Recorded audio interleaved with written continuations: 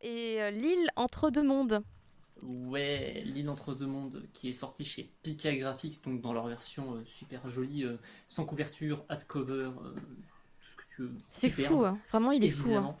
Il est fou ce titre. Donc il est vraiment magnifique. Donc c'est un dessin super, c'est une histoire hors du temps. On suit donc Tatsumi sur la couverture, qui est un jeune enseignant qui revient prendre ses fonctions sur l'île d'Aoshima, qui est une île paumée du Japon qui n'existe pas, de ce que j'ai compris, qui a inspiré d'autres îles qui sont, elles, bien réelles. C'est une île qui est un peu paumée, loin de tout, mais il a passé son enfance là-bas. Il est parti quand il avait 4 ans, je crois. Et forcément, là-bas, les gens, comme ils sont un peu éloignés, ils n'ont pas la même philosophie que les citadins. Ils prennent les choses avec beaucoup plus de détachement. Le monde ne va pas au même rythme pour eux. Déjà qu'avoir des livres, c'est compliqué sur cette île-là, en fait. Donc imaginez avoir Internet. Voilà. Donc il va sur cette île un peu perdue et il va découvrir qu'elle est sujette à des phénomènes qui dépassent la compréhension humaine, des choses qui sont surnaturelles, qui se produisent régulièrement. Et ça semble pas inquiéter ou étonner les habitants qui vivent en fait complètement ces moments-là de Mm. manière naturelle. En fait, pour eux, ça les choque pas. Et lui, il se retrouve complètement intrigué en mode qu'est-ce que c'est que ce truc? Qu'est-ce qui se passe? C'est quoi le lien avec l'étrange pendentif qu'on m'a filé quand j'étais gamin? Voilà, donc plein d'interrogations autour de cette île et de son passé à lui, et même peut-être de ses origines, qu'on ne connaît pas pour l'instant sur le tome 1.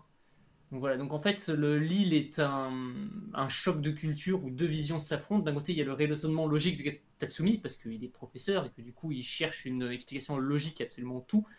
Et de l'autre, tu as le laisser-aller des habitants qui vivent ces phénomènes au quotidien, qui s'en formalisent pas et qui sont dans une philosophie du détachement où ils se laissent voguer avec le courant. Ça tombe bien, ils sont sur une île. Du coup, ils ont une vision presque pas animiste, mais oui, il y a quelque chose de très shintoïste en fait, où ils ont un rapport à la déité et aux esprits qui serait encore à une période du Japon qui accepterait comme courant de voir des yokai, par exemple. En fait, c'est extrêmement soigné au niveau du dessin. Je sais pas s'il y a il y a une des planches avec la baleine qui est absolument magnifique. Je Bah, peux elle est vous juste montrer. là, Voilà, sous elle est tes yeux. superbe, hein. Elle est Juste là. incroyable. Donc c'est une baleine de brume C'est très très beau. c'est vraiment que Et juste avant, des avec histoires comme ça. c'est comme le phénix, enfin, c'est pas un phénix, mais l'oiseau, tu sais. Le héron, Ouais. Ouais, je crois que c'est le héron. le héron Le avec héron, une ouais. seule aile, Et il y a la raie avec aussi. il y a Dedans. la raie vitreuse est incroyable aussi. Donc, ben, elle est du coup sur l'autre côté, Ouais. effectivement. Donc il y a une scène où il plonge avec. Parce que du coup, comme il est sur une île, il n'y a pas beaucoup de gamins, mais il est prof dans une école. Et du coup, la classe qu'il a, il y a 2 élèves. Donc autant dire qu'ils passent leur journée à la plage euh, à se baigner avec le gamin aux cheveux décolorés par l'iode. Et à un moment, ils vont plonger ensemble et ils tombent sur une raie manta gigantesque, mais qui est entièrement translucide. Et du coup, ils cherchent à expliquer ce phénomène par l'idée que l'eau serait devenue vitreuse. En fait, il y a un phénomène physique qui fait que l'eau devient solide. Et du coup, comme les poissons sont constitués à 70%, 75% d'eau, il part du principe que c'est peut-être pour ça, mais évidemment, il n'y a pas d'explication réelle autour de ce phénomène. Et du coup, toute l'histoire de la série est ponctuée de chaque chapitre à son événement un peu mystérieux. Il y a celui avec les perles de dragon, il y a la raie, il y a forcément l'oiseau au début, il y a la baleine de brume. Et ça rappelle énormément, en fait, il y a beaucoup de passages qui rappellent les enfants de la mer d'Igarashi, en fait, avec cette vision surnaturelle Oula. qui vient de la mer, justement. Et en même temps, il y a ce côté très, du coup, shintoïste, qui rappelle les mangas de l'Ushibara, je pense surtout à Mushishi. Mais même, Ah il oui. y a Underwater dans une Ouais. certaine mesure, avec le village hors du temps, du passé. Hein, voilà. Oh, c'est Il y chez a qui un déjà? rapport Ça, à l'eau c'est et aux chez éléments Kiyun? primordiaux en permanence qui est assez central dans le récit, Underwater. parce que du coup, tu as l'eau, tu as la brume, donc c'est aussi de l'eau, mais tu as aussi l'air, tu as le tonnerre avec les dragons, la foudre, quand ils vont chercher les perles à la cascade, enfin, voilà, Ah, c'est les œufs de l'attitude, tonnerre, merci. c'est incroyable. Donc le manga fait 2 tomes. Ça semble pas vouloir expliquer les choses ou tisser une intrigue. En fait, c'est juste un mec. Il est paumé sur une île.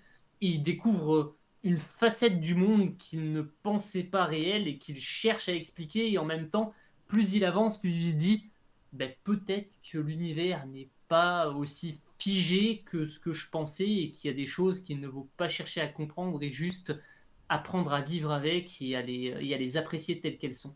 C'est des instants de vie quotidienne bousculés par une rencontre avec le surnaturel et l'incroyable. Voilà. J'adore, c'est vraiment magnifique. Très Et je vois onirique, qu'il compare aussi, magnifique. moi je le comparais aussi à Underwater un petit peu. Alors, il est Oui, moins c'est ça. connu. Hein.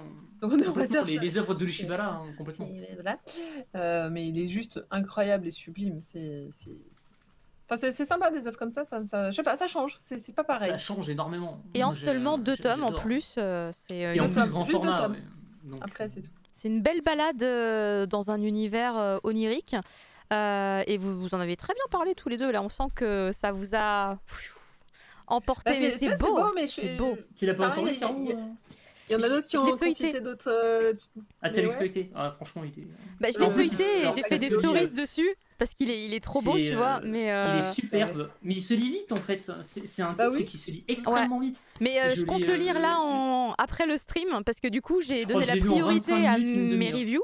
Mais évidemment que je vais le lire, il est beaucoup trop beau. Bon, l'artiste est extrêmement talentueuse hein, parce que du coup elle est mangaka mais elle est aussi artiste, elle expose dans des galeries et tout. Enfin, Oh là c'est là. C'est ce que je incroyable, disais, quoi. c'est marrant parce que là, ça fait on a quelques œuvres en fait qui sont dessinées par des personnes qui ont fait les beaux-arts et c'est C'est ça. officiel, etc. Et ça se sent tellement, Ça se cette voit, hein. créativité, Je ressors truc. l'introduction de la première page avec la couleur, avec l'eau. C'est Oh là waouh. là. C'est C'est très tellement un beau. truc qui est assez dingo. Hein. Attends, parce que chez toi, c'est tout bleu. Attends, t'as un problème de colométrie, quoi. Ben oui. Non, mais oui. Enfin, si, on va pas. Ah C'est oui. mon jaune oui. dégueulasse. C'est très très belle cette Il y a œuvre, des et moi, belles je suis pas nuances cadrée. qu'on voit plus effectivement sur la caméra de Oui, Katengik. oui. Hein. Ah, Ouais. clairement. Ah non, il est fou Et donc en j'aime à peine beaucoup. 2 Je l'attendais beaucoup. volumes. Donc c'est de Askaishi, effectivement. En fait, moi, quand on m'a dit un peu les sorties Et ça Pika sort de cette aujourd'hui. année, Donc j'étais là, achetez-le. j'ai dit, celui-là, ça va être mon préféré de cette année chez Pika, je pense.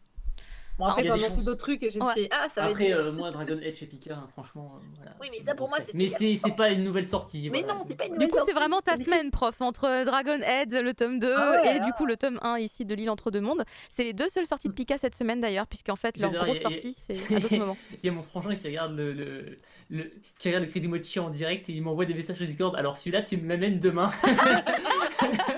Le frérot qui fait des commandes. Mais des fois mon frère il fait ça, hein, c'est rare, mais des fois il me fait ok, celui-là je le prends au renard doré demain. Quoi comment Tu sais, moi il me demande même pas si je peux lui prêter. Il préfère se dire oh là là, j'ai pas envie de me taper ma soeur là, comme ça j'ai même pas besoin de lui adresser la parole, j'ai pas besoin de la Non, voir. mais Je vais l'acheter de mon forcément. côté. Alors que moi je suis ravie de Évidemment. prêter. Il me fait sa wishlist en direct en fait, c'est très drôle. Excellent. Ah, la famille, hein, c'est le concept. En tout cas, vraiment magnifique. On va rester chez Pika avec cette fois-ci un autre titre, Snow White and Alice. Alors, les premiers points...